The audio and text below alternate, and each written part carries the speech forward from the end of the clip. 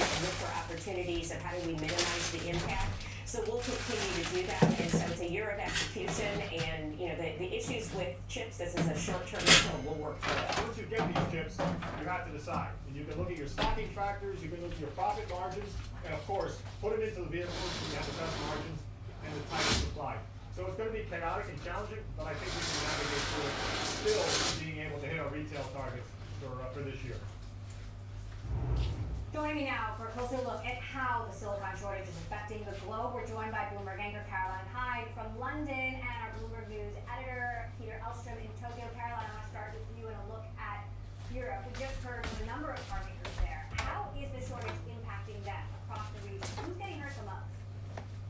Well, the automakers specifically, a number of them coming out. Some of the automakers, Volvo for example, are already saying they've got substantial impact in terms of the supply chain being hit. You also have the like Volkswagen, you're hearing from the US head there, they've had to idle manufacturing in Portugal. You're hearing from Stellantis, which is how PSA and Fiat came together. They've had plenty of knock-on effects in terms of the US production.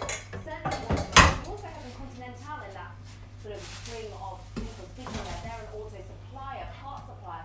They're lobbying the likes of the government, asking one government, two, not just its own government, to really lend a hand here, not putting automakers at the back of the queue.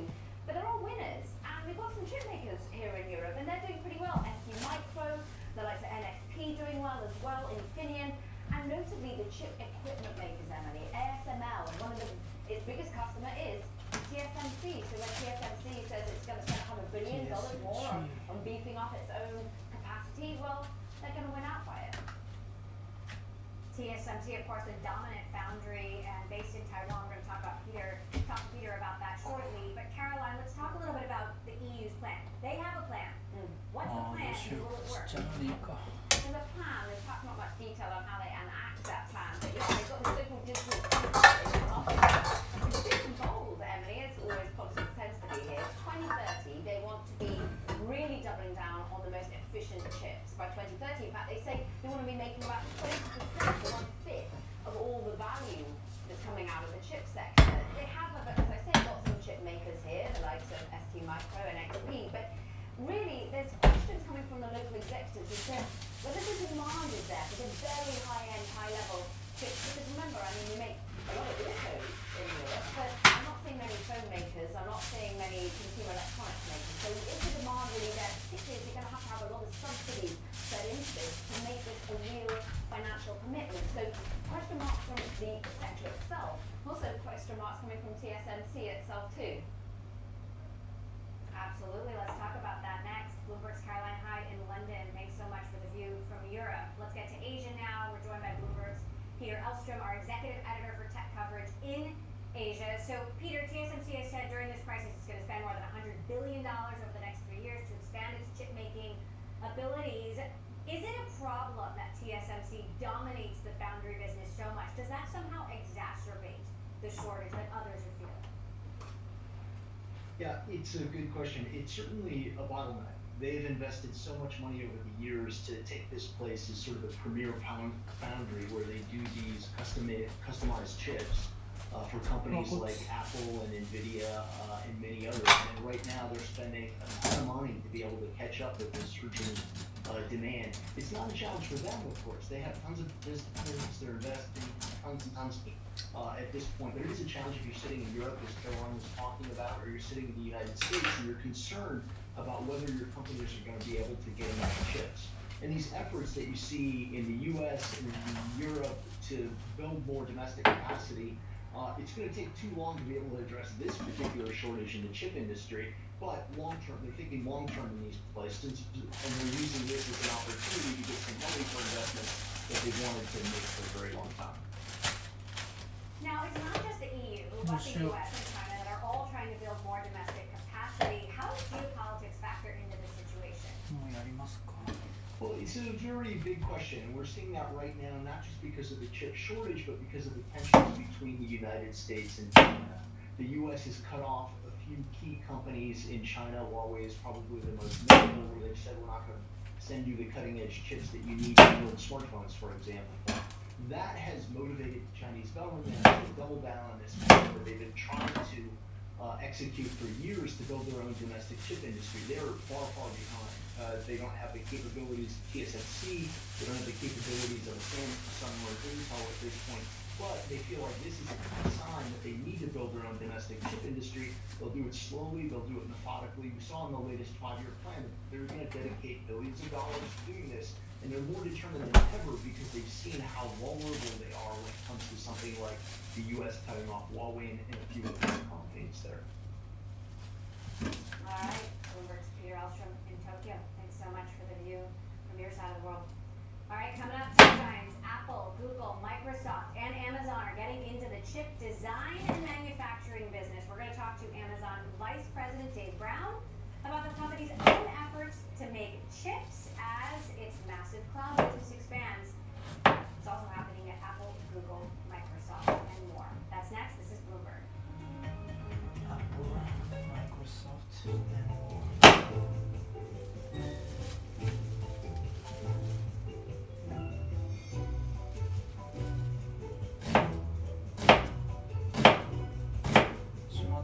Do you have any interest if President Biden invited you just to come and take a tour of the White House just to see what it looks like? If he wants to talk about how to empower people, boy, I would be there in a minute.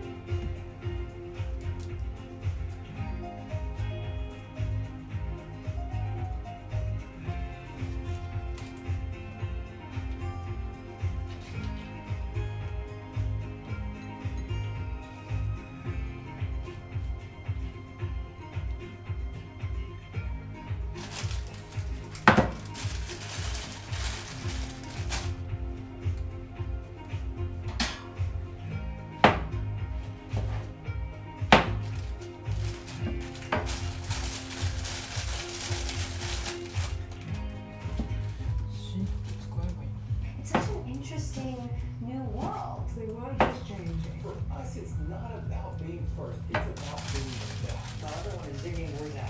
We feel like we can maybe help people out more. We have an enormous number of big ideas. This is really an extraordinary moment, I think, in terms of thinking about cures for genetic disorders.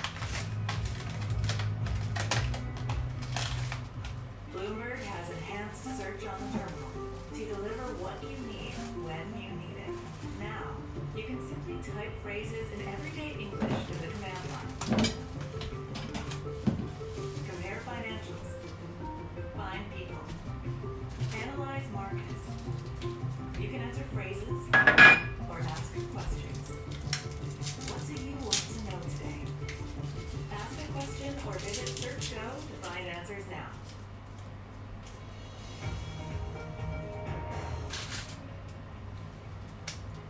Welcome back to a Bloomberg Technology special, Chip Crunch. As Amazon has transformed to a cloud computing giant, it stands as one of the world's largest chip purchasers. Those chips are used to power data centers, and as AWS continues to expand, it's increasingly looking for opportunities to design its own chips instead of buying them. It's part of a larger trend by other companies like Apple, Google, and Microsoft, and it's seen as a major threat to traditional chip makers like Intel. Joining us now to discuss, Dave Brown, Vice President at Amazon Elastic Compute Cloud. He leads all products that contain AWS designed processor. Dave, thank you so much for joining us. So, chip design is a massive investment for you. Then it's the process of getting it all manufactured. Why is Amazon doing this? Thanks, Emily. It's great to be here today. You know, our focus on custom silicon is really focused on customers. It's our customer obsession that's driving us. And what customers are really looking for is more performance and lower cost. And when we took a look at the chip space, we realized that over the last couple of years, actually since the early 2000s, we've only seen about a 10 to 15% increase in the chip space. More actual customers have. And we thought, given our investment in infrastructure, really, our providers, there are a lot we can do. And so we thought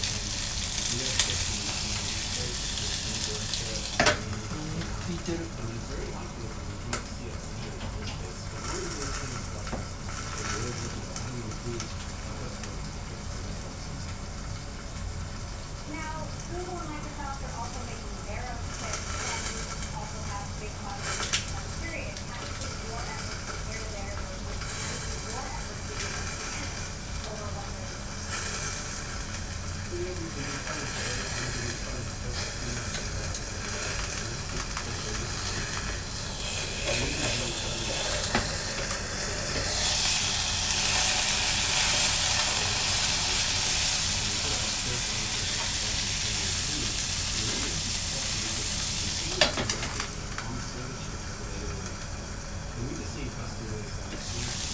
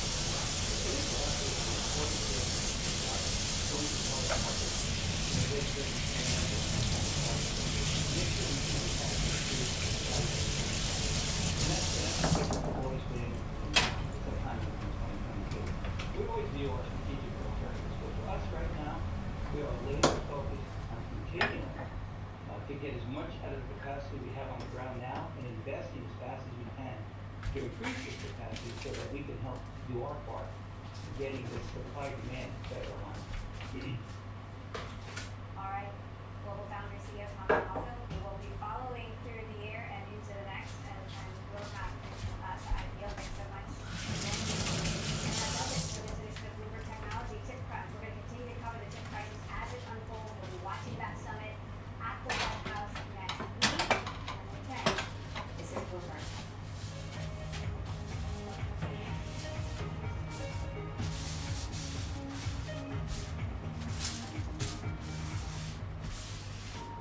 Our generation's biggest problem. Climate change is happening. And the world's most innovative solution.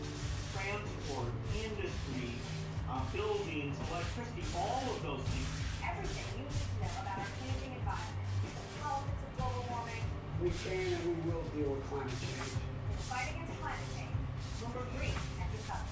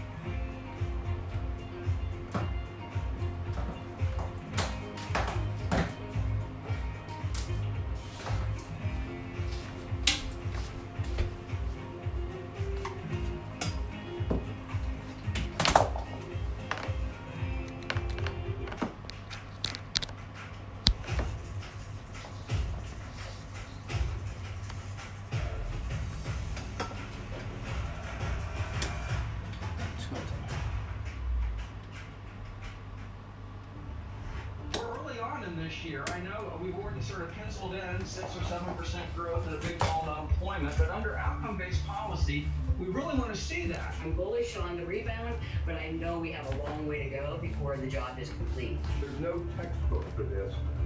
You don't want to be too preemptive, but I also don't want to be so reactive that we're late. I think it's too early to talk about changing monetary policy while we're still in the pandemic tunnel.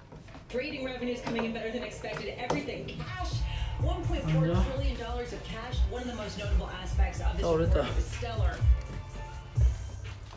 Don't bring me no bad news. Markets shrug off higher consumer prices and even a vaccination program put on hold as they see a glass more than half full. This is Bloomberg Wall Street Week. I'm David Weston. This week, contributors Larry Summers of Harvard. Over the next decade, I think we've got more to fear from microbes than we do from Xi Jinping. And former IBM CEO Sam Palmisano. Bank of America Chairman and CEO Brian Moynihan. Our loans fell largely because people are paying us off because they have so much cash sitting around. Nancy Davis of Quadratic Capital. I don't know why people wouldn't have inflation in their portfolios.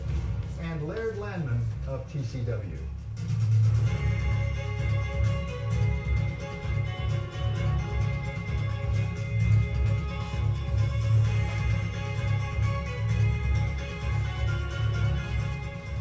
If investors were looking for something to shake their confidence, this might have been the week for it. Consumer price numbers rose substantially, more than was expected, and we're not done yet. We are really focused on the progress of the economy toward those goals and not on a particular time frame. And if fears of inflation weren't enough, the CDC and FDA suddenly announced that we should stop vaccinating people with the Johnson & Johnson coronavirus vaccine, at least until they figure out what's going on with a handful of very serious cases of blood clots. That's why you see the word pause. In other words, you want to hold off for a bit and very well may go back to that, maybe with some conditions or maybe not. But the markets took it all in stride, with the banks posting earnings no one could have dreamed of just a year ago, and the S&P and Dow and NASDAQ 100 all reaching new record highs. Even the U.S. Treasury 10-year barely blinked on the J&J news, with the yield ticking up only for a moment and then turning around and dropping the most since February. To help us understand the market reaction, or maybe lack of reaction, we're joined now by our Wall Street Week roundtable of Nancy Davis, Chief Investment Officer at Quadratic Capital, and also Laird Landman. He is a portfolio manager for fixed income at TCW. So welcome both of you. Laird, let me start with you. You are a fixed income guy. One of the big questions I think on investors' minds right now is inflation. Is it transitory, as Jay Powell tells us, or could it be more troubling than that? And as you look at the fixed income market, what do you look at to answer that question? Well, I think it's very hard to know what to look at. In the 60s, people looked at the Phillips curve. In the 70s, the theory of inflation was that it was monetary in all places. You looked at M2 growth. In the 90s, it was P star. There's been all different models, and none of them have really worked. Today, we're clearly moved into a direction of this modern monetary theory. One of my favorite charts you can pull up on your terminal is just chart the budget deficit versus the growth in the Fed balance sheet. It's a one-for-one sort of item, so if anyone thinks we're not in modern monetary policy world, take a hard look at that. And I think that given that, it's going to be very difficult to know whether inflation is going to be real or transitory.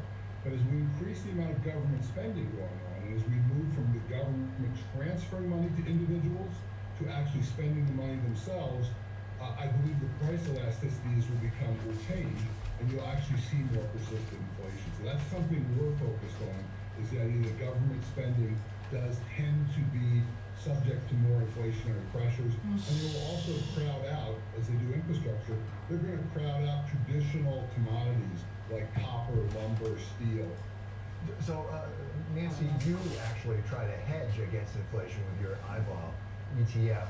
Give us a sense of what you look at on inflation, because in addition to what Laird said, for example, you look at money supply, and I mean, like M2, I think, has increased by more than 25% year over year. You know, if you look at the data and you look at what's happening in reality between the Fed having an average inflation target, between having fiscal spending, between having the Fed not even thinking about raising rates, and a blue wave right now, and relative to the rest of the world really exporting inflation now from emerging market companies and countries, I don't know why people wouldn't have inflation in their portfolio. To me, it's sort of like, why would you take a risk and take a bet? To me, inflation is actually a bigger risk to investors than a recession. Because if you think about what, not healthy normal inflation, but if we had runaway inflation, that would decrease our purchasing power, right? The cost of drugs, the cost of housing, the cost of travel, especially if we have a weaker dollar.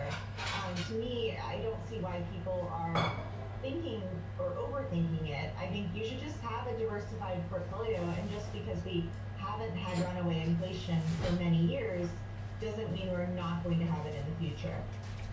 So Laird, assuming for a moment that there is a significant risk, one that an investor needs to take into account of inflation, what do you do? I mean, when I think of fixed income, you're an expert, I'm not, but I think inflation is not necessarily good for bond values.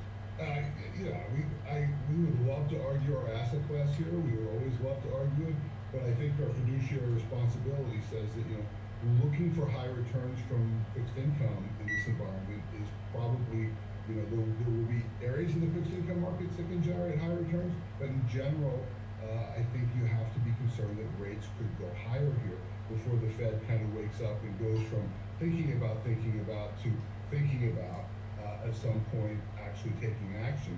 If you're going to protect yourself, I think you look to, what is the government going to crowd out? Where are the price elasticities going to become very sensitive?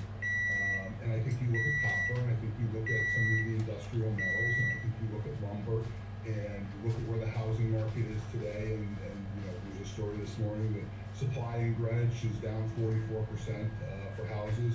There's going to be building in the private sector. There's going to be building in the public sector. And I think you position yourself to benefit from that. So Nancy, from your point of view, because this is really what you do, how do you hedge for inflation? You have your eyeball ETF. That's one alternative, I assume.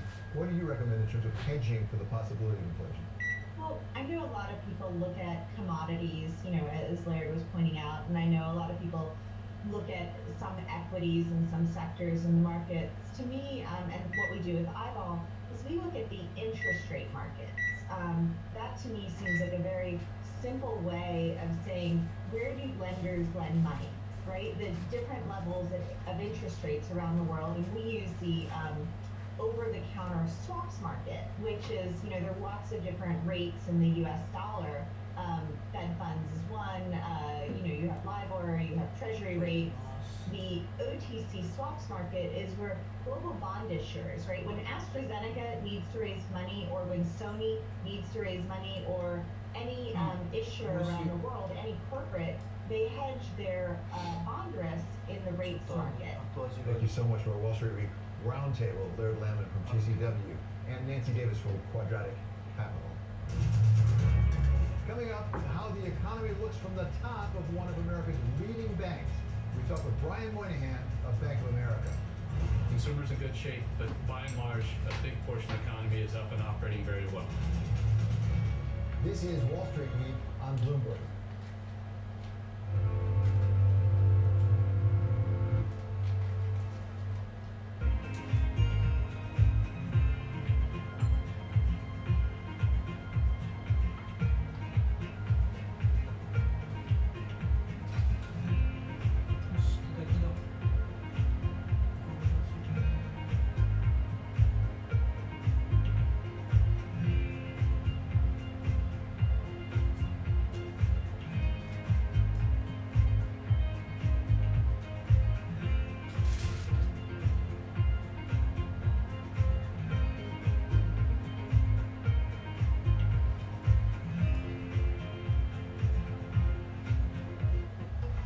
Asia is absolutely core to our business. It's almost 20% of our franchise revenues globally, which is significantly more than most of our global peers who are more in the mid-teens. We will invest globally in China, but also we are also investing in the rest of Asia as well. Our top line growth for the region has been close to 24% last year. Almost 20% of the group's revenue as a percentage of the revenue of the group. So, and this is where the group is counting the growth. We see company after company, these are corporates committing to net zero. So pretty much across the board, there is an enthusiasm for putting capital to work to try to get us to a better part of the future. Credit Suisse has a fantastic brand name in Asia. We have obviously strong positions in Singapore and Hong Kong as our two main hubs, but across the region.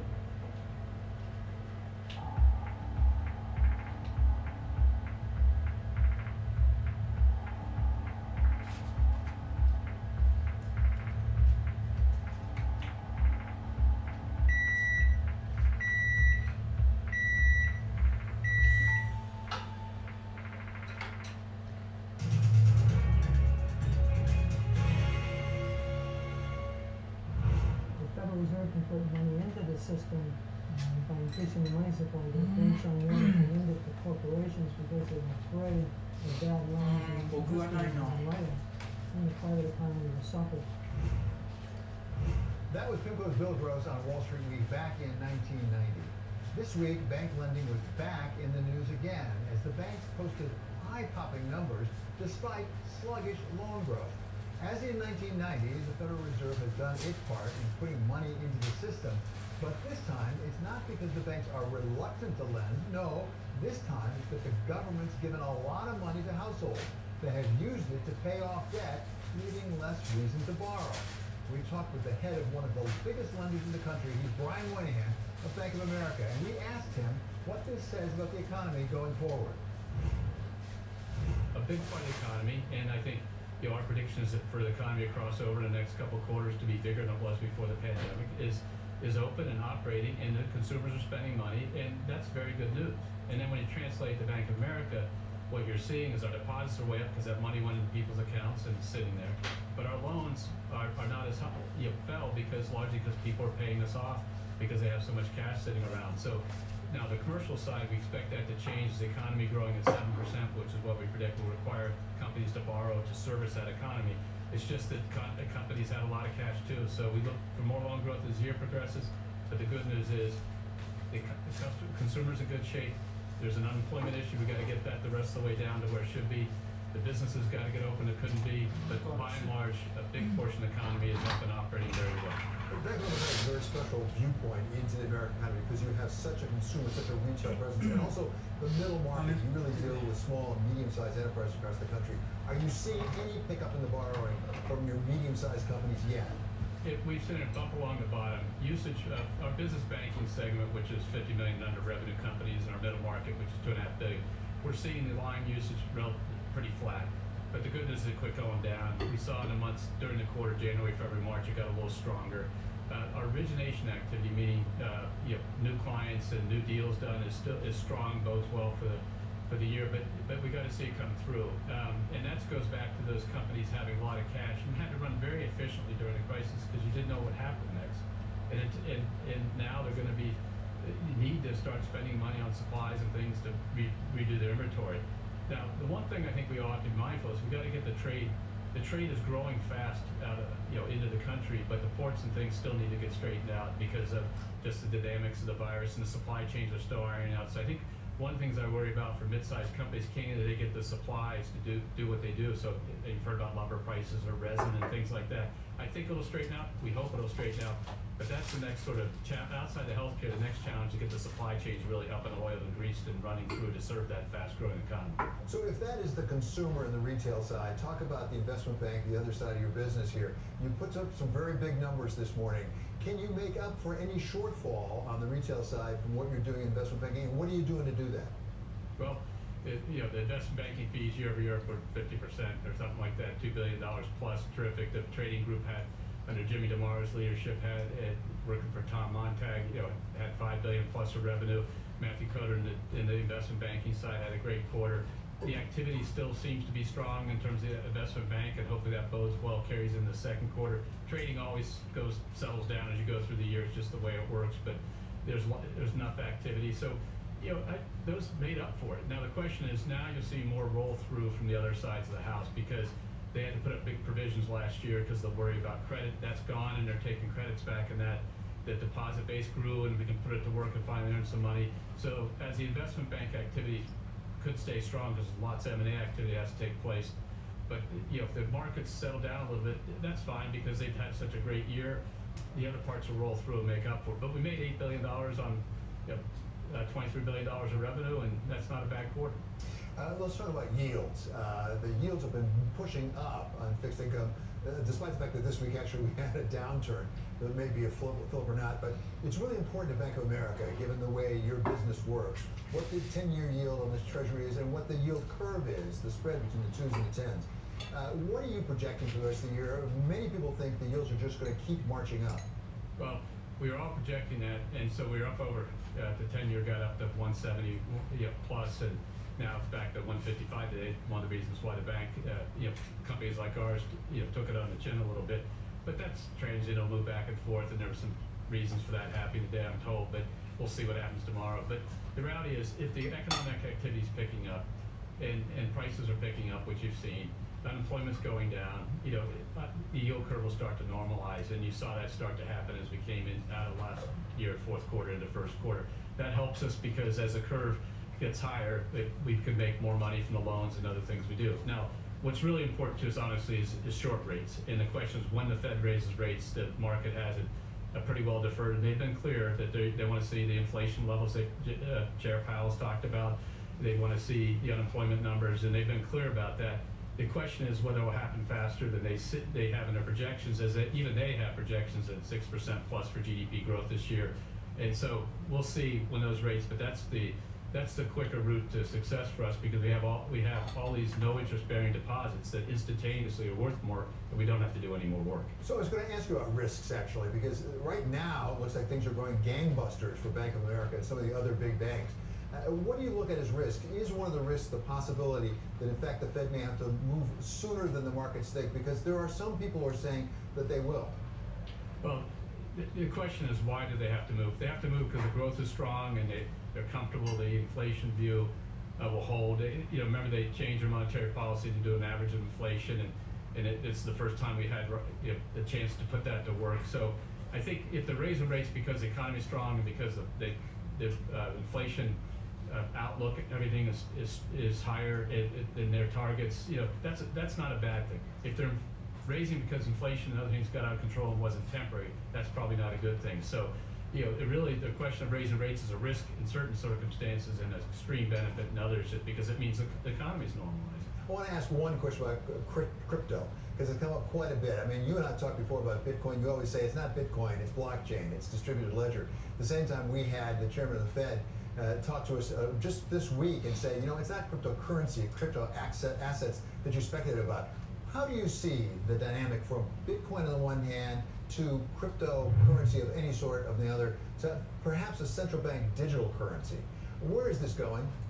Well, I think there are multiple facets. Obviously, as an asset people are investing in, our clients are asking us, can we invest in this asset and put it in our accounts and look at it? And those are issues we have to consider. And you're seeing some of our colleagues start to do formal custody. You've seen those announcements and things like that, which will enable us to do some things.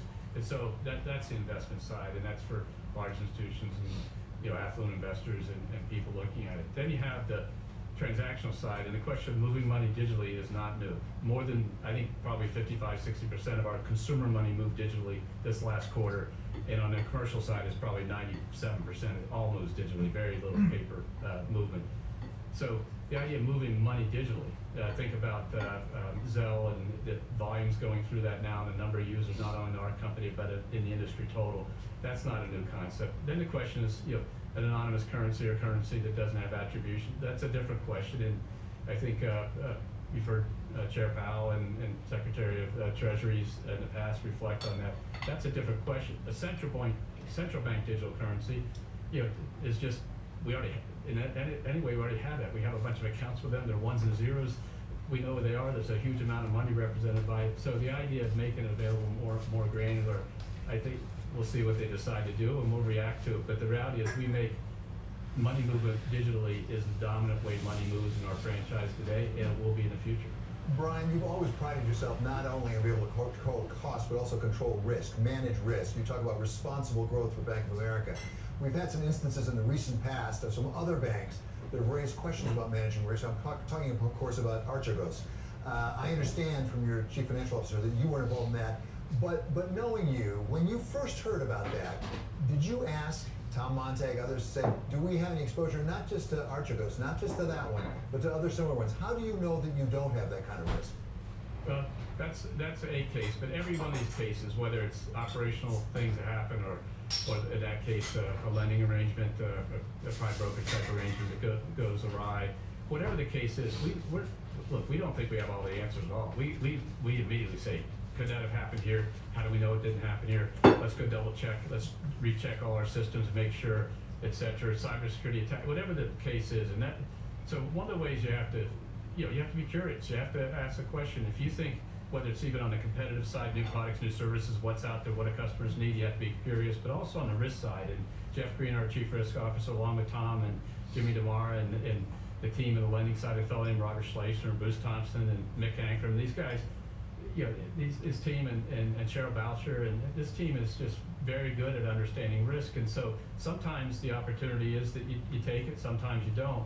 But whenever anything happens, you've got to go in and look and say, okay, let's not act like we're too smart. Let's not think we're too smart. Let's doubt. Let's have serious doubt about how good we are, and go look at it and confirm that it didn't happen instead of saying it couldn't have happened because.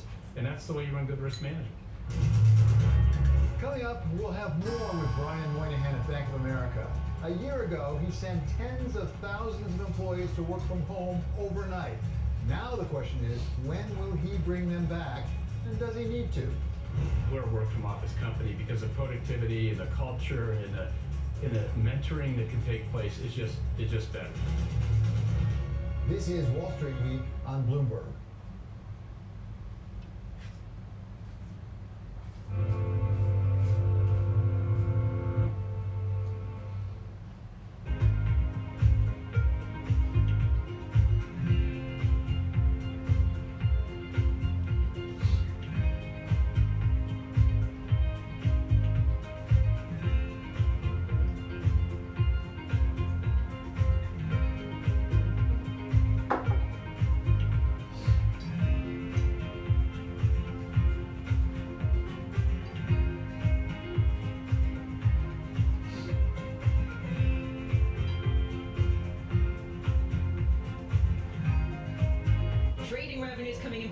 expected. Everything cash. $1.4 trillion of cash. One of the most notable aspects of this report that was stellar. Model minority myth wasn't something that was fabricated by the Asian Americans. It was created as a tool to alienate the Black and the Asian American communities, and it was incredibly successful. We know that racism didn't begin yesterday. We know it's probably not going to end tomorrow, but it is our job to make sure that there's progress and we keep people safe, give people dignity. I spent a lot of time last year to just listen, to understand, to reflect, and understand what I could do as a leader of this organization. For many years, we've been very shareholder focused, and now there really is much more of a community requirement. The economic downturn in the US, we're seeing unemployment and income losses affecting women more than men. 2/3 of the jobs lost in South Africa were women's jobs. So I think we're in a moment of crisis. Clearly, our societies are reproducing, not producing inequality. We need better public policy and we need companies to step up.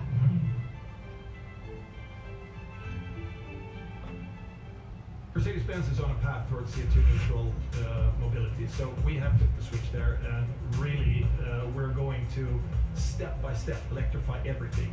And what does that mean? Combustion engines get electrified.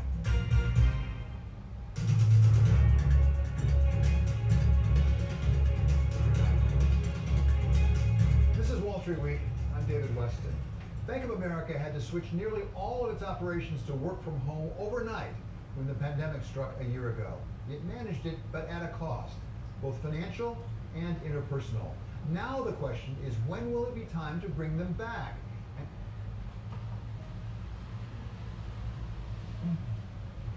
On the count of three. 1, 2, 3.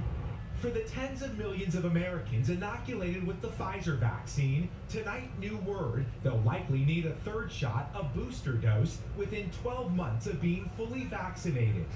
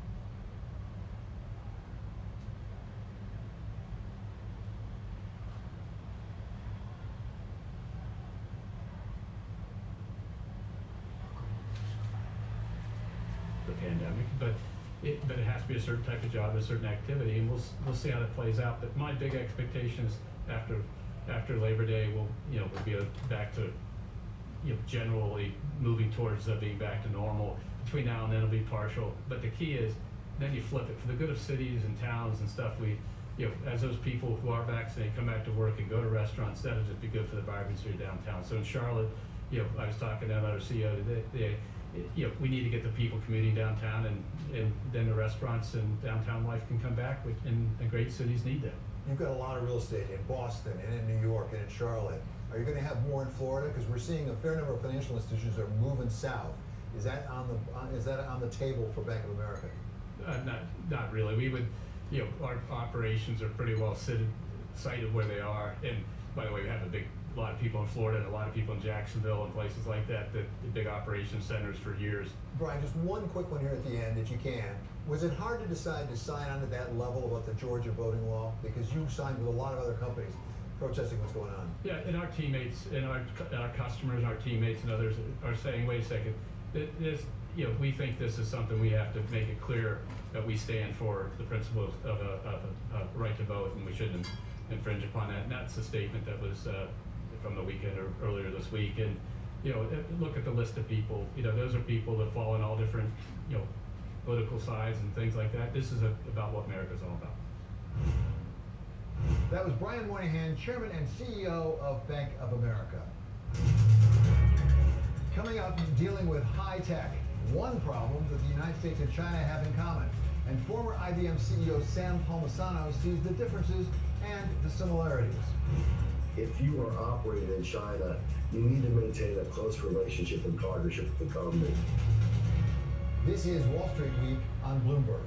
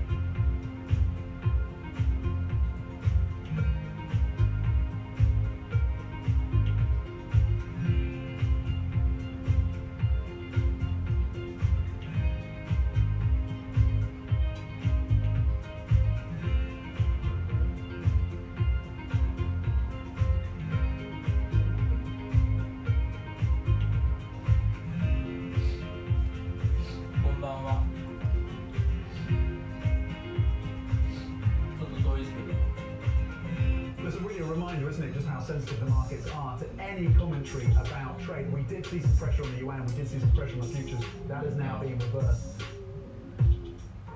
Our generation's biggest problem. Climate change is happening.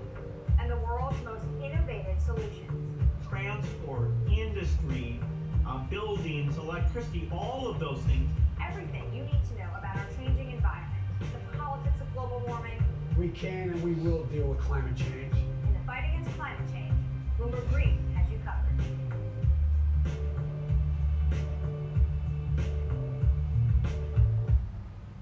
BSO Now is your online home for weekly Boston Symphony Orchestra and Boston Pops performances. See new concerts that go behind the scenes, plus acclaimed archival concerts. Visit bso.org/now, where the music plays on. BSO season sponsor, Bank of America. 盛り上げてもらってありがとうございます。いろいろ。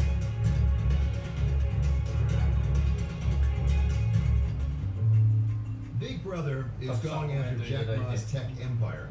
As part of a string of crackdowns, Beijing imposed a record $2.8 billion fine on Alibaba for abusing its market dominance and ordered it to stop making merchants choose between Alibaba and competing platforms. With this penalty decision, we received a good guidance on some of the specific issues under the anti-monopoly law. China also ordered an overhaul of Ant Group, which has expanded into payments, banking, wealth management, and insurance over the years. I don't think the government wants this story to dominate through 2021, and specifically they've been guiding media to report on how the government is pro what they call platform economy, they are pro the innovation.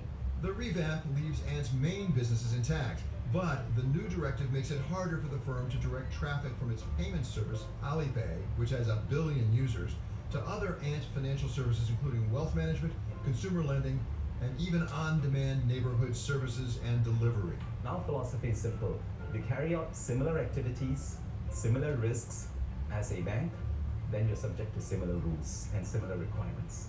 This week, Chinese regulators also summoned 34 of the country's largest tech companies, from Tencent to TikTok owner ByteDance, warning them to curb their excesses, joining a global rush by governments to regulate big tech. Globally, the trend is that regulators will be more keen to look at some of the areas where you could have unfair competition.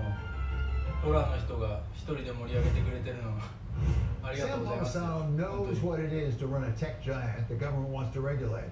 From his time as CEO of IBM, when the US government and the European Commission were both pursuing IBM. We asked him to evaluate the Chinese moves to restrict big tech and how they compare with US efforts. If you go back in the early stages of technology or in emerging economic opportunities, if you do it broadly, governments always try to provide incentives or a clearer path for companies. And that started really in fintech in China. And basically, I was over there a lot when I was working. And it was clear from the central banking system that they wanted to be able to get more liquidity going to small businesses. And the state-owned enterprise banks were really focused on mid-sized to large companies. So they gave a lot of flexibility in the regulations to let these guys get going. And they did a phenomenal job. They get really big. And once they get really big, the government decides that we need to bring them back into the banking system and therefore create the holding company and subject them to more regulation. At the same time, it really struck me that after there was that record fine imposed against Alibaba, Alibaba thanked the regulators for the fine. I don't remember IBM back in your day thanking the federal government for suing them. Well, we as I used to say when I was a CEO, I'm elected every year by the shareholders. So it's a different system, here versus there. But I really mean, I can see that why, if you are operating in China, you need to maintain a close relationship and partnership with the government, because they can impact your business either positively and negatively in a very direct way, in a very quick and direct way. Does that suggest that China may have an easier time, if you can call it easy, really getting their control over the big tech companies in China because of that different relationship than, for example, Washington would have with the big tech here in the United States? Think about it. It's not a split government of any way. It's a centralized government in complete control. So if Xi Jinping decides he wants to stop an IPO, he just stops the IPO, right? They don't have to go through the process. There's not checks and balances and those sorts of things. So therefore, the government does have a lot of control. And in a lot of the early stage government companies, I should say, governments are actually active shareholders in those companies. And over time they divest, and sometimes they don't. An example would be Lenovo, what we did with selling the PC business to Lenovo. But at the early stage of that relationship, the Chinese government had about 25% share of Lenovo. Now they've divested over time, but nonetheless, they come in and out of companies. At the same time, President Xi has made it very clear he wants to compete on the world stage when it comes to tech. He's made that a priority of his. Does he have to be somewhat concerned about going too far in really curtailing big tech in China because it won't be as competitive with, for example, the United States? The key is innovation, right? And there's a lot of the areas that they don't have the same expertise and experience in. Take entrepreneurship. I mean, there are a lot of great entrepreneurs in China, but not necessarily in tech in China. So therefore, there's going to be a encouragement, I believe, by the Chinese government for foreign investment in entrepreneurial endeavors, even though in other places they're trying to control foreign investment. So you'll see this sort of almost like it's a split perspective or split interactions. Some areas are going to say they want indigenous innovation, but they need foreign help. And that's how they'll pursue it, in my opinion. Look at Hong Kong, for example. They're getting more control in Hong Kong. They're putting tax incentives to attract hedge funds and wealthy people to Hong Kong. So you would say, aren't they counter interests of each other, the communist system and socialism, versus attracting hedge funds and large wealthy people? Well, they're very pragmatic, and depending upon their goals, they will adjust. The other big issue this week when it comes to tech was supply chains. As we saw this virtual meeting at the White House, President Biden himself appeared for a time. There's a big chip shortage right now the United States is suffering from. What is the right answer on supply chain, and how different is the U.S. situation on supply chains from that in China? Well, they're quite different. But basically, there's a worldwide constraint at this point in time over chips. It's driven by some factors. Pandemic clearly being one of them, demand shifts being the other. There's been much more movement into traditional IT PCs at home than there would have been without a pandemic, as students learning in the house, entertaining in the house, et cetera, et cetera. So those two things combined cause a big demand shift, which the industry's missed. But the industry on the manufacturing side, which are called fabricators, is very concentrated. There are 2 or 3 big players, and most of them are in Asia, in Taiwan, in Korea, they're in Asia. There's still some in the United States. There's very few in Europe, but they're predominantly in Asia. There's big companies. So having said all that, right, you have an issue of concentration as a supply problem, which the companies are going to have to address, right?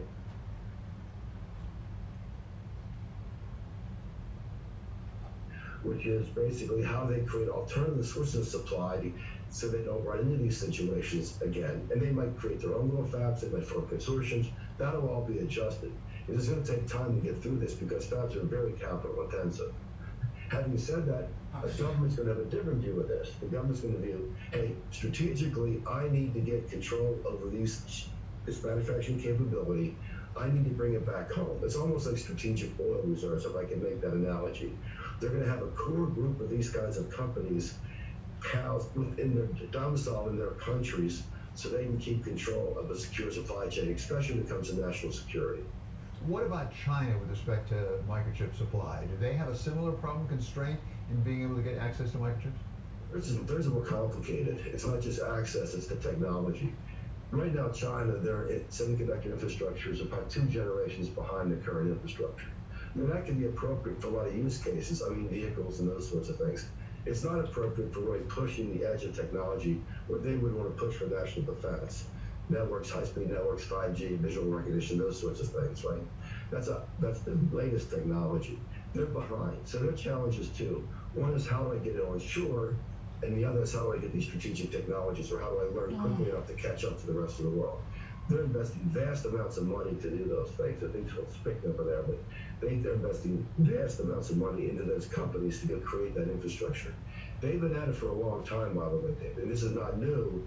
It just takes a long time to catch up because technology keeps moving forward. That was Wall Street Week contributor Sam Palmisano. Coming up, we take a look at the week ahead on Global Wall Street. This is Wall Street Week on Bloomberg.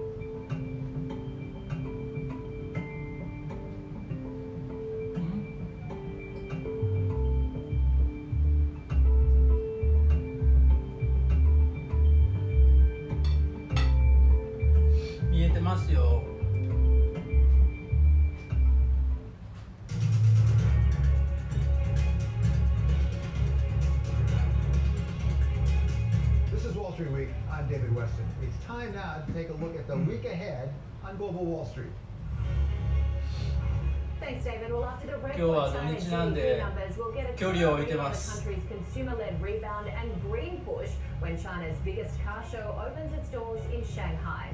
Meanwhile, over in Hainan at the annual Bowl Forum, we'll hear from world leaders and central bankers such as the PBOC 中庭っていうかベランダですね。ベランダ。 AIIB President Jin Liqiang. We're also focused on the reopening story and we'll have the much anticipated TRIP IPO in Hong Kong. While on Monday, Australia and New Zealand open up their borders in what's believed to be the first travel bubble of its kind. We'll also see if gamers are heading back to Macau when March visitor arrivals are released Thursday. Danny? Thanks, Juliet. We have the ECB decision this coming Thursday, where we're expecting policymakers to sound cautiously optimistic, especially as Europe races to vaccinate the population. With that in mind, any updates on the AstraZeneca and J&J vaccines where concerns about where blood clots have been raised will be closely watched. 植物たくさん置いてます。 Thank you, Danny. Earnings season revving up here in the U.S. About 80 of the S&P 500 companies scheduled to report. That includes Coca-Cola and United Airlines on Monday, Netflix on Tuesday, Verizon and Chipotle on Wednesday, and then Intel, Honeywell, and American Express round out the week. On the economic front, we get the latest data for monthly home sales, as well as the PMI readings for the manufacturing and services industries. And two important meetings. あなたがホラーの人じゃないですか。 President Joe Biden preparing to host 40 world leaders for a virtual summit on climate change, and a CDC advisory committee is set to reconvene to discuss the safety of the J&J COVID vaccine shot. David? Thanks to Juliet, Danny, and Romaine. Coming up, we wrap up the week with special Wall Street Week contributor Larry Summers of Harvard. This is Wall Street Week on Bloomberg.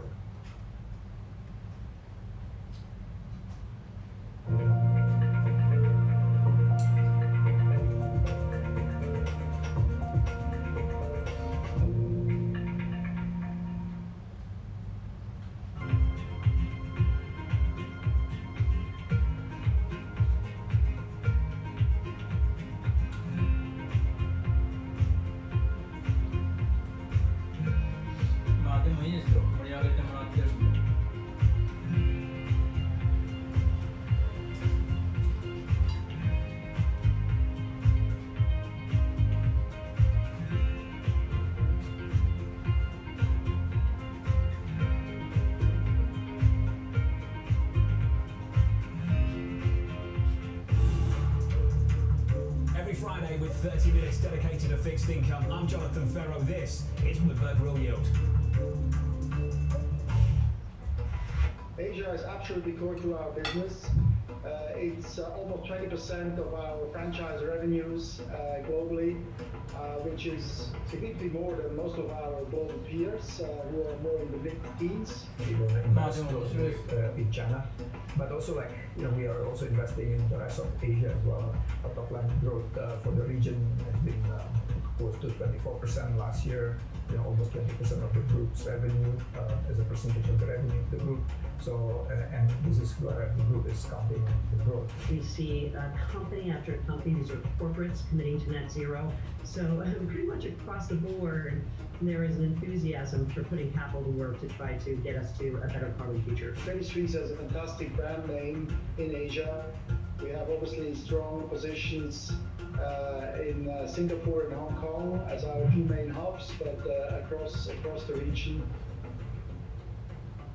Right now, about half of U.S. households invest. We'd like to get that number up to 95+%. Investing should be as ubiquitous as shopping online. It should just be something that people do.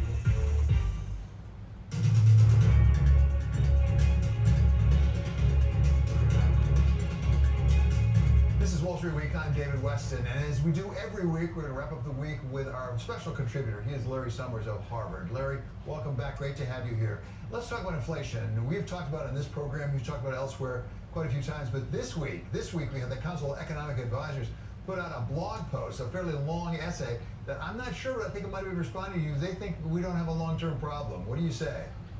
I read the CEA analysis pretty carefully. I can't say it put my mind at ease.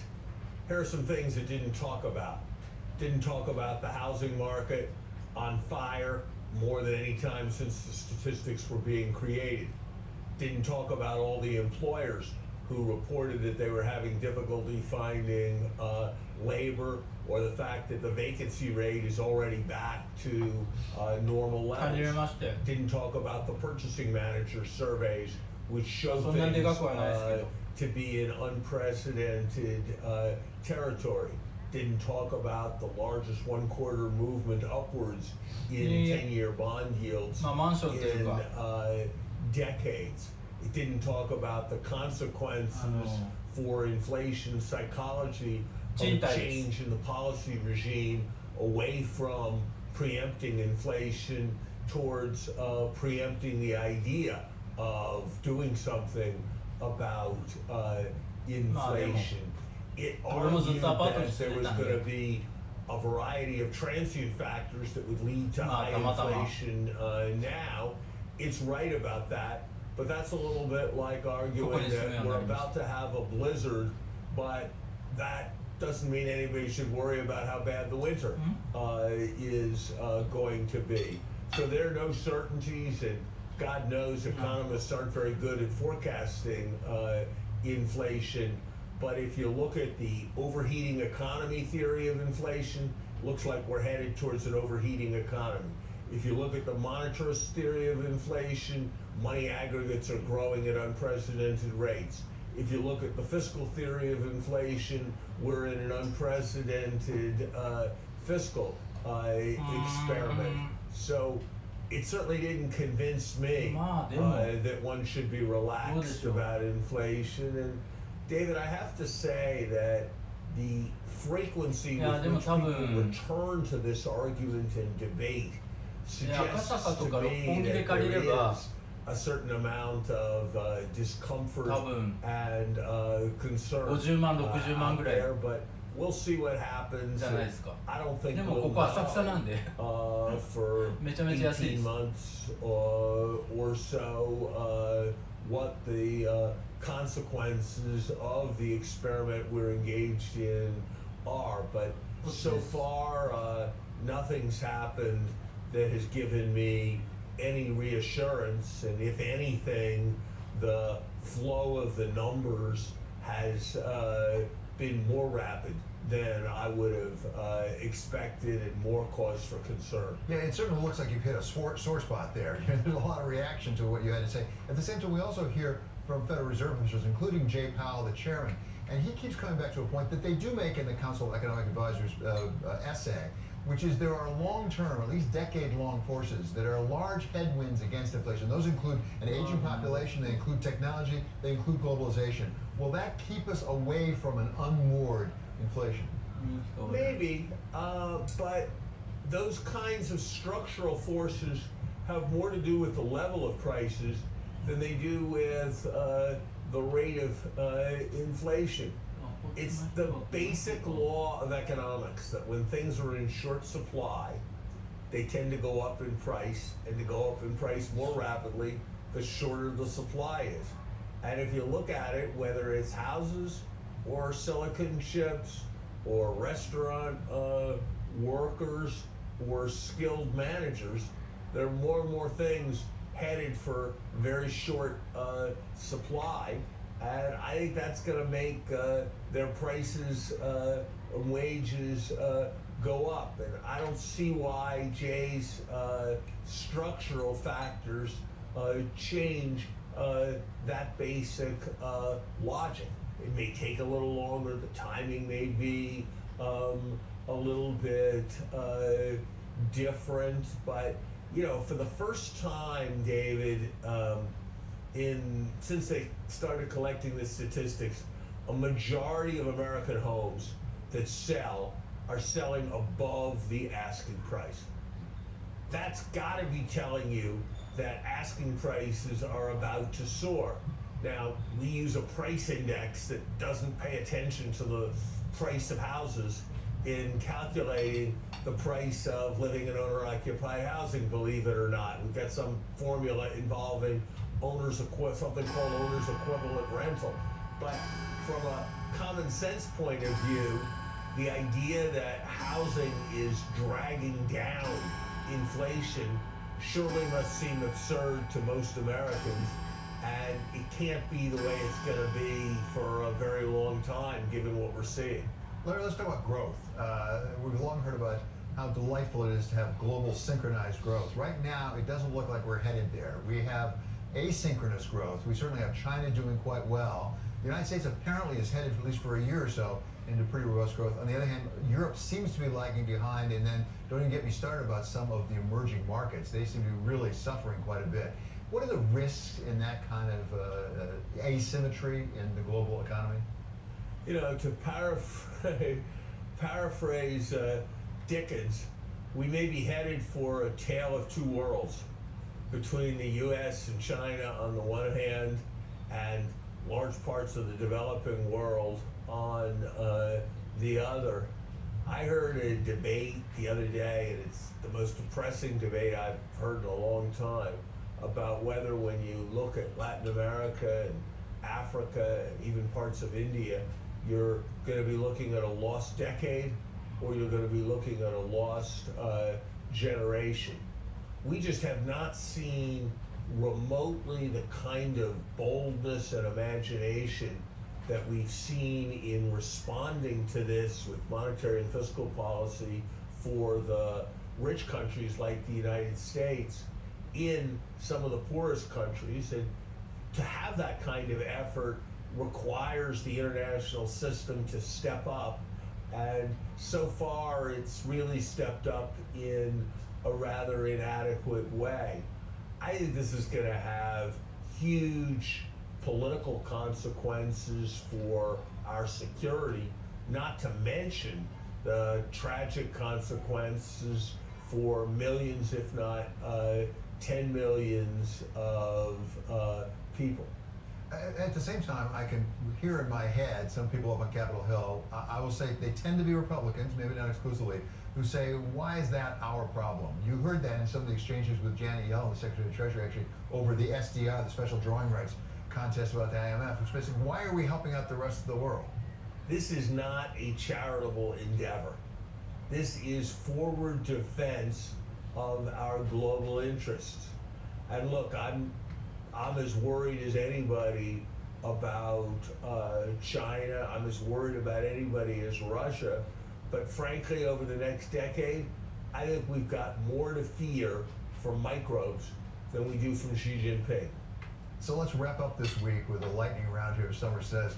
Number one, let me ask you, do you think that we'll have a 10-year yield at 3% before we get down to 4% on the unemployment number?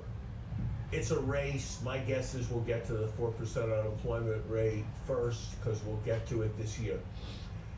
And secondly, there's a lot of talk about inequality, income and wealth inequality in this country. It's been great and growing for some time. A lot of people say we have to fix it, including Jay Powell at the Federal Reserve.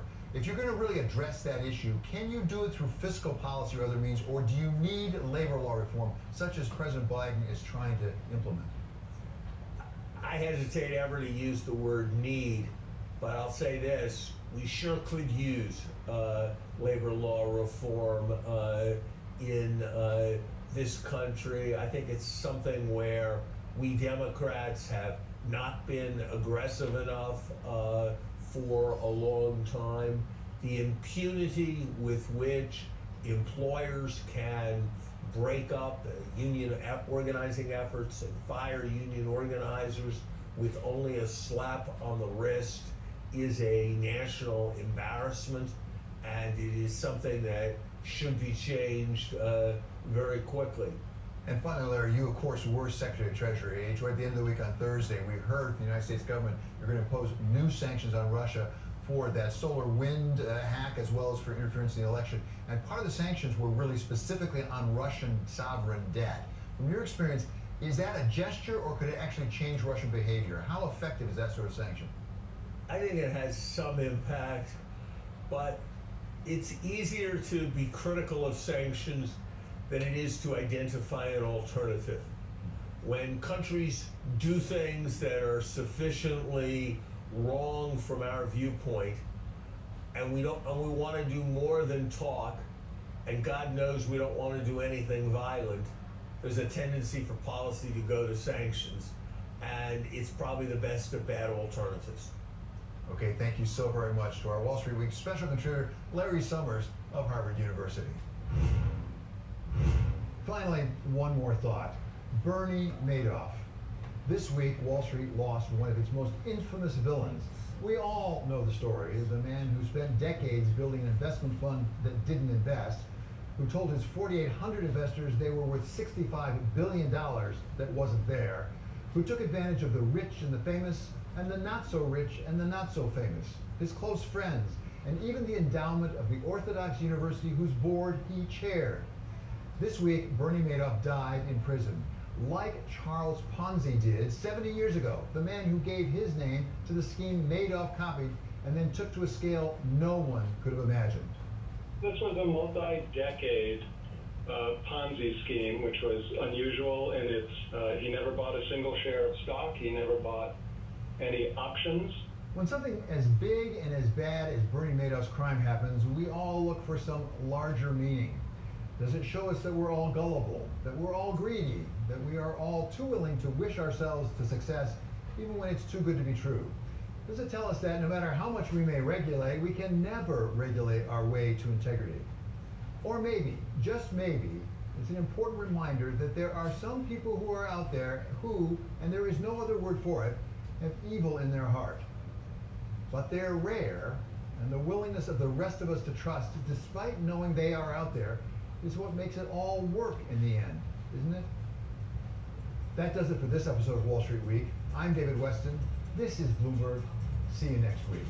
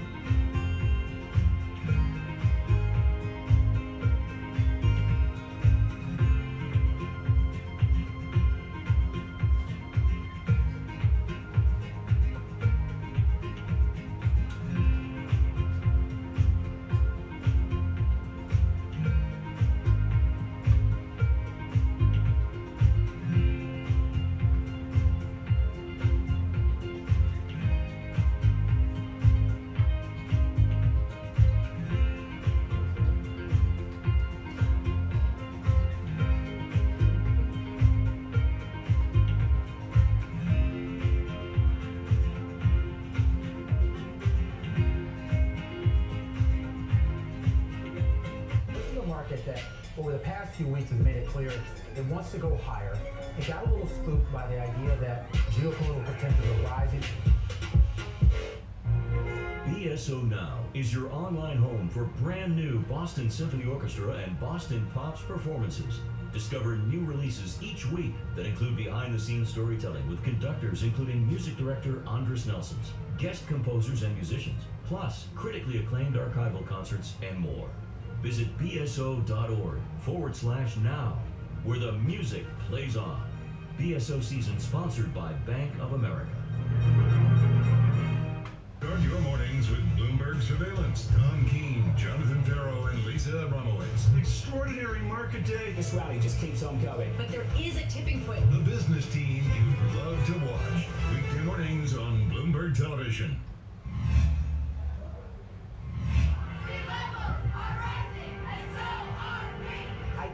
The type of world that you want to live in, that if we don't take action now, when we're adults, what is the world going to be like? Us young people are going to be the leaders of the future, and with that responsibility comes the duty to stand up. Perhaps the loudest voice in the fight against climate change is the least represented in government and business. The voice of the youth. The youth, we're smart, we're educated, we're informed, we're passionate. And we have something to say about this. And if you're not going to do anything about it, then we are. The youth climate movement is arguably the most visible activist project in the world today. We are realizing the problems that we are facing are being faced by people in different corners of the world, and meeting youth from around the world gives you a different perspective as to solutions for your own region. In this episode of Bloomberg Green, we meet some of these activists, learn about their concerns, and the changes they're fighting for. People better watch out for youth in this next year because we are becoming more and more restless.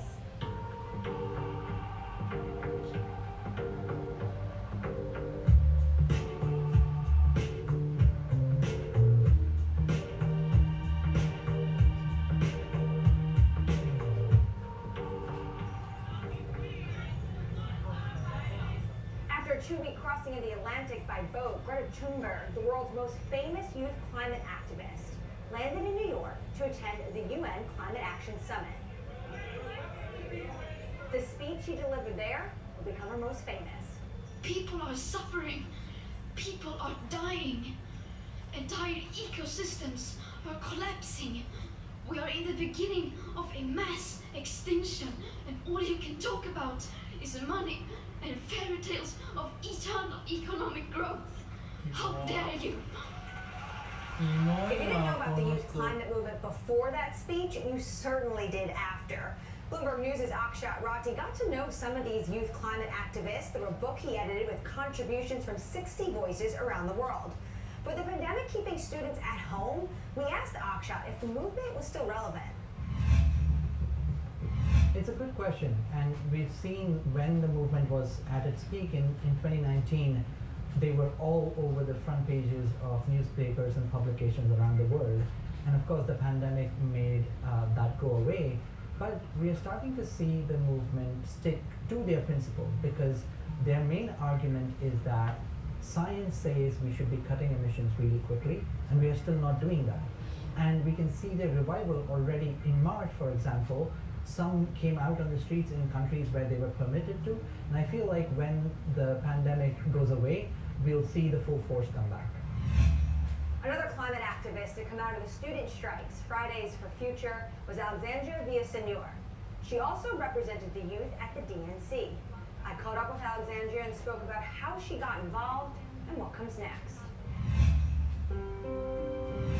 On the trip back to where I was born and raised in Northern California, in November of 2018, I was here when one of the worst wildfires in California's history broke out, the Paradise Fire. I actually have asthma, and the smoke was seeping into my home and making me really sick. And at that point, I was super upset, of course, because California is on fire all year round now. Even just in this past year, we've had our first gigafire.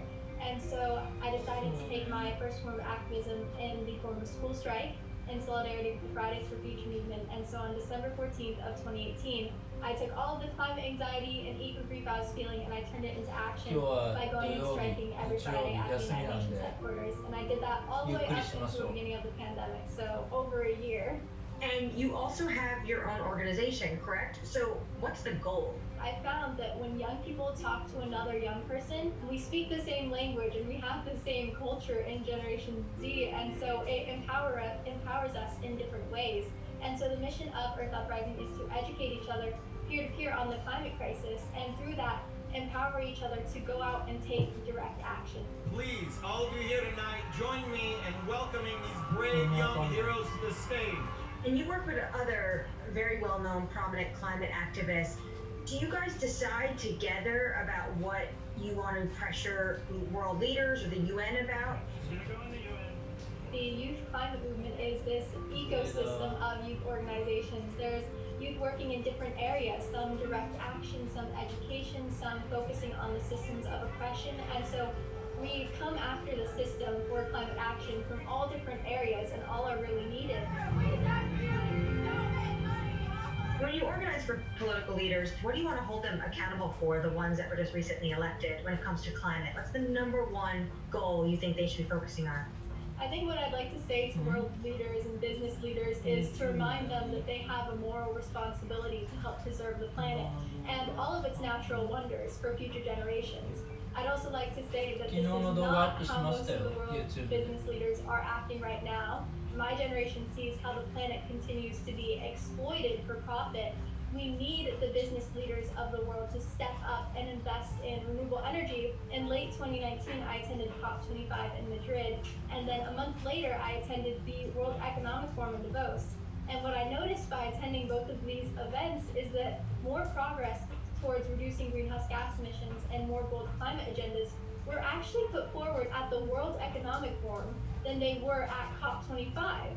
And so I know businesses have the power to make a difference, because I really did see it firsthand.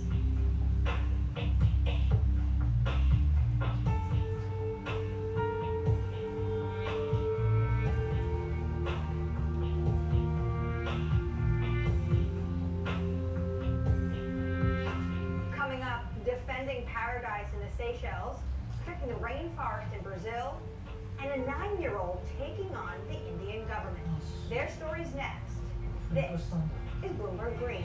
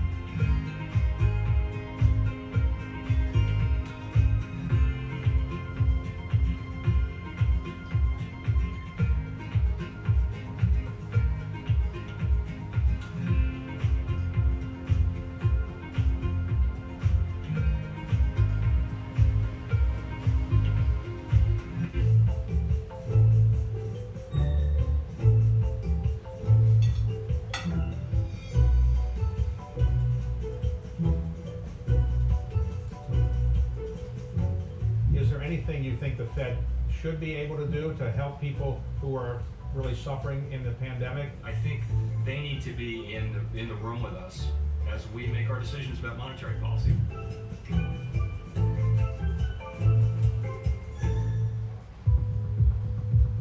It's such an interesting new world. The world is changing. For us, it's not about being first, it's about being the best. While everyone is zigging, we're zagging. We feel like we can maybe help people out more. We have an enormous number of big ideas.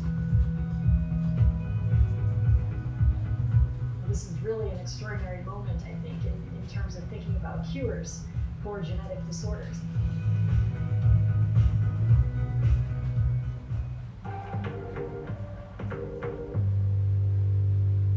Seychelles is a small island developing state made up of 115 islands just off the coast of East Africa, so we're literally a dot. I primarily see myself as a conservationist, working with the Seychelles Islands Foundation, which manages and protects the two UNESCO sites for Seychelles, Aldabra Atoll and the Valley des Mets. We may be small in land mass, but our ocean territory is 1.4 square million kilometers, so 98% of our territory is ocean. We've protected just under 50% of our land mass, and we're protecting 30% of our ocean. So we're 10 years ahead of the global target of 30 by 30. For our size, we're punching above our weight. Aldabra is an amazing protected area, but you have limits on how much you can protect it. And whether it's climate change or it's plastic pollution, it's showing that, yeah, you can be a million miles away and you can still have an impact on this place. There's no plastic pollution denier like there's a climate change denier. But it almost begins to start a larger conversation about the Anthropocene. A part of this project I was involved with removed 25 metric tons of plastic pollution. We realized that 80% in terms of weight of what we picked up was fishing gear, ghost gear. And then you start connecting that to the fact that Seychelles' second largest driver in the economy is industrial fishing. Unsustainable fisheries is an ever-present issue connected to pollution, plastic pollution. How we basically move to be sustainable and equitable, and I think it's important to emphasize equitable because it must not just be a race to extract, it must be a cultivated approach. Deep sea bed mining is something that for me very few people have heard of, but the proponents are saying this would be the way in which we supply the world with the precious metals needed for the renewable energy revolution. Deep sea bed mining takes place at below 250 meters, but we know what happens already at the terrestrial level, be it child labor, environmental degradation, biodiversity loss, will only be likely to be worse. Talking to some of the experts, they think the sediment that will be lifted up could be in suspension for years, if not decades. You know, in terms of coral, in terms of other species being affected, that's gone, and we didn't even know it existed in some cases. So I'm a proponent of a 10-year moratorium that would be in line with the UN Decade for Ocean Science, so we understand a bit more about the ocean before we go to places we've never been.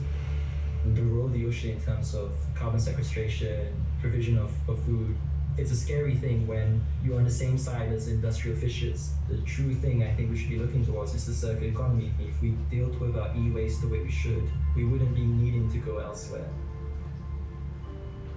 Protecting and sustainably managing the ocean is essential for food, livelihoods, and mitigating climate disruption and related disasters. What we're finding, especially from the global south perspective, is a lot of commitments are hollow. Something like plastic pollution, climate change, the issue is political will, it's not technological, it's commitments. To live in an island that's so protected and also fragile at the same time is rare, and I'm privileged.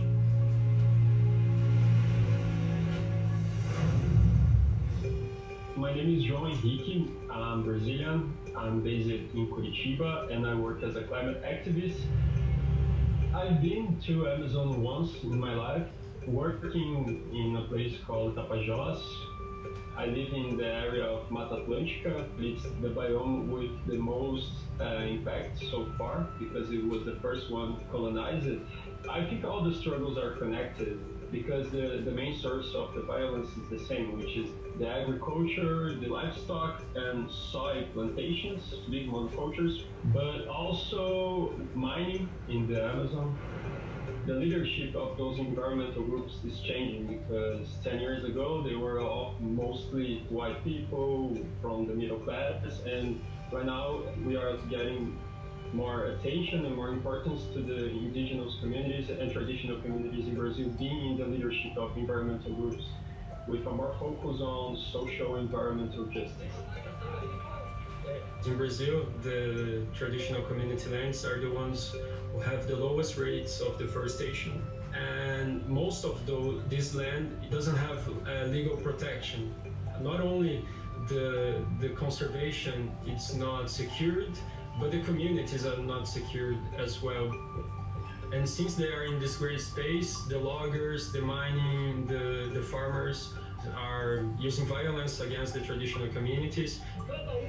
To give ownership, legal ownership to the communities would be a really just way to make a historical reparation with those communities and also to help lower our emissions.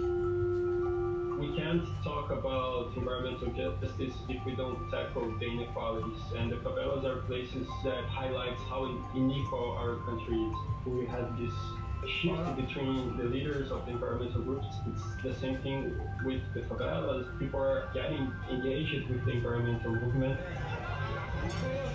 We had elections last year. We worked on building an online free course on climate change and cities for candidates.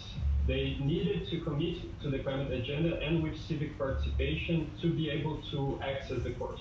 We publicized a list of candidates who took the course, so also the voters could see, okay, my candidate is committed to the climate agenda, so I'm going to vote for him. We could elect 21 candidates, which are now public leaders who are committed to the climate agenda in 18 different cities. I've been working almost for 10 years on activism. The first approach that I had was with the cyclist movement. Every day a cyclist gets killed in Brazilian cities. The cyclists are considered enemies of the drivers. And also this highlights the inequality, because here in Brazil, the people who use public transport are the ones who can't afford a car. The current federal government considers civil society and environmental groups as enemies of the state. There's not a beautiful way to say that. We won't have agriculture in 20 years if we keep on this same approach. So we need to show that there's other kinds of economy who are strong with the forest up and not down.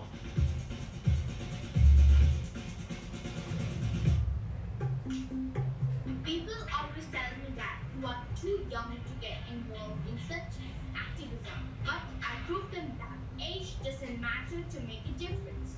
I am big or small, it doesn't matter. I am a girl child. I'm strong, smart, intelligent, and brave. What do we want? When do we want it?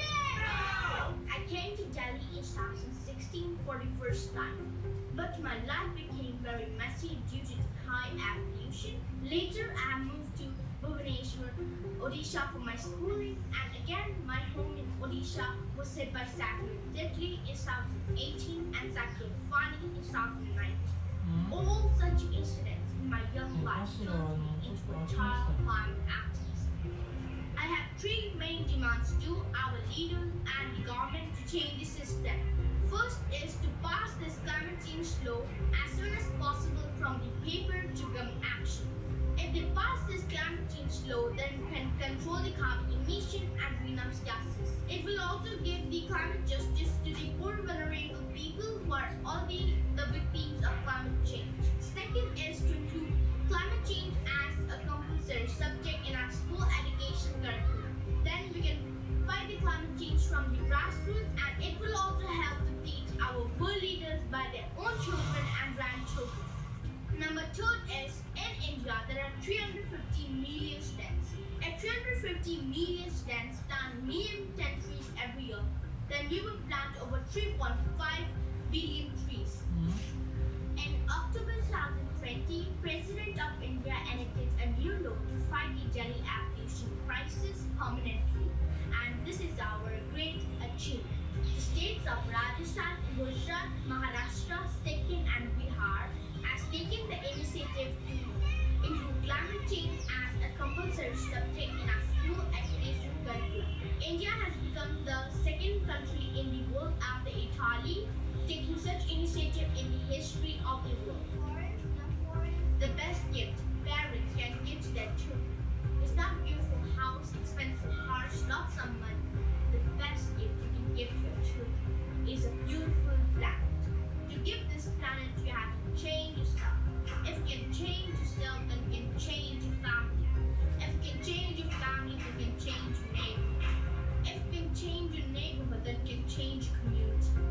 if it can change community, then it can change state. If it can change a state, then it can change a country. If it can change a country, then it can change the whole world. Change means empowerment. Empowerment means independence. Independence means freedom. Freedom is when you can protect your land and environment. Freedom is when no one can discriminate you on the basis of caste, creed, color, sex, or any other differences. Freedom is when you can read and write. Freedom is when you're out of hunger. Freedom is when we are all together in this fight. Fight for your freedom. What do we want? Climate justice! Why do we want it? Now! Why do we want it? Climate justice! Why do we want it? I got involved in climate activism from a young age. I grew up in the most forested region in Kenya. This love for nature also made me want to learn and understand more about the environment. Just getting to discover that the wild forests were being destroyed and being burned down at alarming rates. Discovering that there were children in some parts of the world where they had children pollution masks just to go to school. That's when I realized that there was more to nature and the environment around the world beyond what I was seeing close to my home. And of course this made me feel angry, but it also gave me a hunger to want to do something about these challenges. How are you, Annie? I still recall planting my first tree at the age of 7, and I've also been able to found an organization that's called Green Generation Initiative that I founded back in 2016. This initiative focuses on a campaign that I dubbed Adopt a Tree campaign to make sure that every child in every school gets a chance to plant and adopt a tree in the school compound. Unless we explain to the children in deep terms, then they will not understand what the climate crisis means for them. We also expose them to understand that they can be a part of the solutions.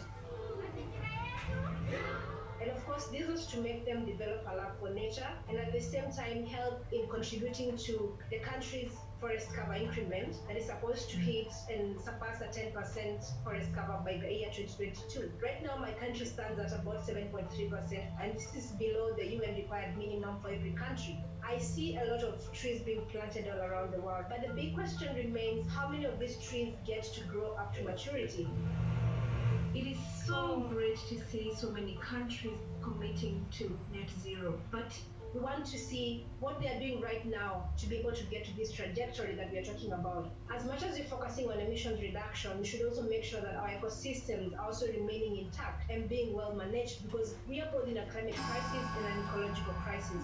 And unless we recognize that the two crises are happening at the same time, then it's going to be difficult for us to address them as they should be addressed. The world is changing rapidly, and every consequence of inaction of the world leaders, we are the ones who have to live longer with it. Coming up, we explore the different theories of change behind climate groups. This is Bloomberg Green.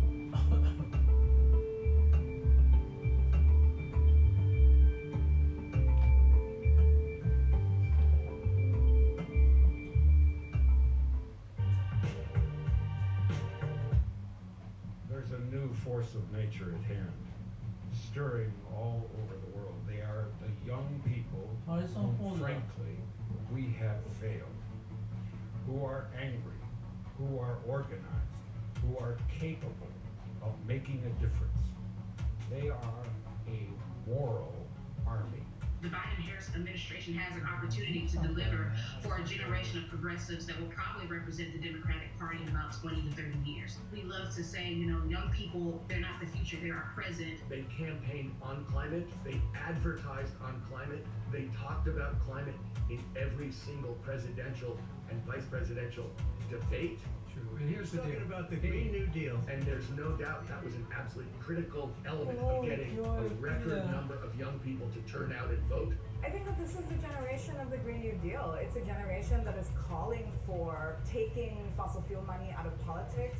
Young people are changing the views of their parents. I don't think young people are going to fix this for us, nor should they, and they've been very clear that it is not their job. But the question is, can they catalyze movement that embodies the kind of urgency that we need in the face of this crisis? Every single person up here represents the power of the movement. It represents the power of indigenous communities, the power of young people organizing, the power of the movement for Black Lives organizing, showing that climate is intersectional with every one of our needs and demands. We have more young people pushing for change.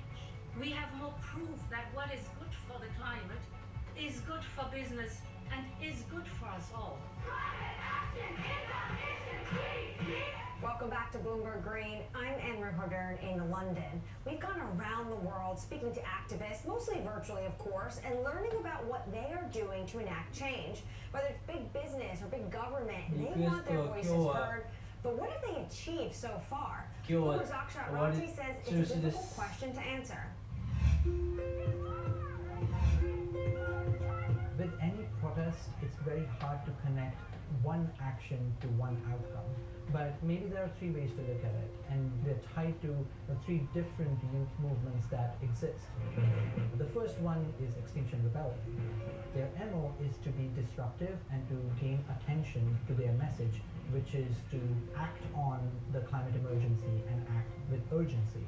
The second group is the Sunrise Movement in the US, which has helped elect green-minded politicians like AOC and then re-elect them and really put the Green New Deal on the political agenda of President Joe Biden. And then there is the Fridays for Future movement. And that movement is much more subtle. They're just saying, look, scientists have been talking about climate action for a very long time, and they've told you exactly what you need to be doing. Leaders, both governments and corporations, why aren't you doing it? How are the C-suite, how are chief executives around the world thinking of the youth movement? Do they need to care? We know that one of the power of the youth movement is that these are kids who have parents who are in powerful positions around the world. So last year, for example, when we spoke to the CEO of Shell, he told us that his 10-year-old daughter came back home one day and asked him point blank, is Shell a part of the problem?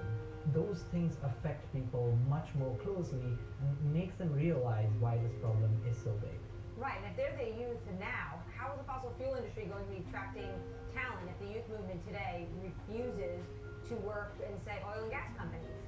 We're already starting to see oil and gas companies and fossil fuel companies in general trying to rebrand themselves. So a number of oil companies have lost the word oil in them. So Statoil most recently became Equinor, for example. As a reporter, I've talked to CEOs of oil companies who said, we're not an oil company, we're an energy company. And that's all okay, but if 95% of your business is tied to fossil fuels, it's going to be a hard job to convince young people to join your company. That does it for this week's edition, but keep the conversation going. Follow us on Twitter @Climate. I'm Anne-Marie Hordern, and this is Bloomberg Green.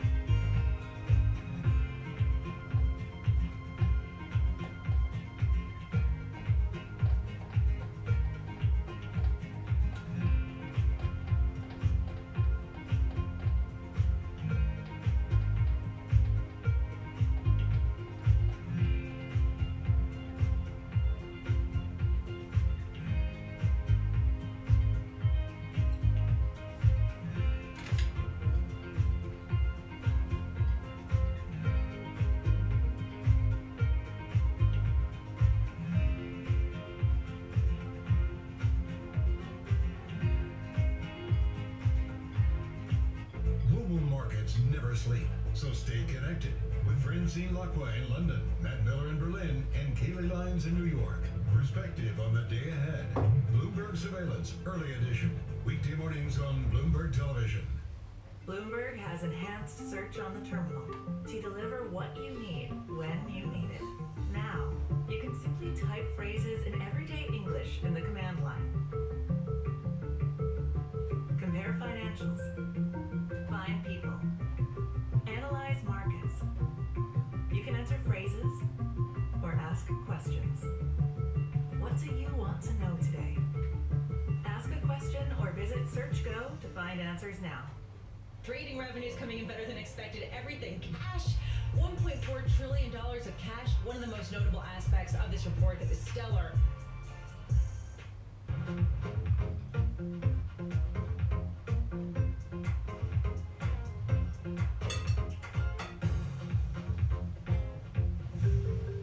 In the fight against COVID-19 worldwide, the Bill and Melinda Gates Foundation has committed a staggering $1.75 billion to vaccine development, distribution, treatments, and more. It's one of the largest sums from any philanthropic effort around the globe. But while mass vaccinations are rapidly underway, the pandemic is far from over. There is a clear problem that low and most middle-income countries are not receiving the vaccine yet. Urgent concerns about unequal distribution and recovery remain, and the possibility that not just developing countries, but women across the globe will get left behind. Joining me on this edition of Bloomberg Studio 1.0 to shine a light on the uneven road ahead, co-founder and co-chair of the Bill and Melinda Gates Foundation, Melinda Gates. Melinda, it's been a year since the pandemic completely changed our world. From your perspective, where are we right now in the fight against COVID? Well, I think we still have a ways to go. You know, we're seeing the light at the end of the tunnel here in the United States, but until all Americans are vaccinated, we still have a ways to go. But, you know, it's going to be a while until the entire world is vaccinated. So this is going to still be with us the next few years. And I think we're going to have to really watch these variants that'll be bouncing around the world. That's actually still quite concerning. What is it about the variants that concern you? Well, because every time we know viruses mutate, but when they mutate, you know, they can become sometimes more deadly or more contagious. And so anytime you see these mutations, we need to be on top of them in terms of surveillance. And then we're going to have to figure out, do we need to tune various vaccines to take care of them? So your foundation has committed $1.75 billion to the fight against COVID. I know your team is very diligent about looking at where and how that money is spent. In your view, where is the vaccine rollout working? 今日は終わります。 Well, I think it's working in some of our high-income 皆さん countries. ご視聴ありがとうございました。今日は終わります。それではまた明日。おやすみなさい。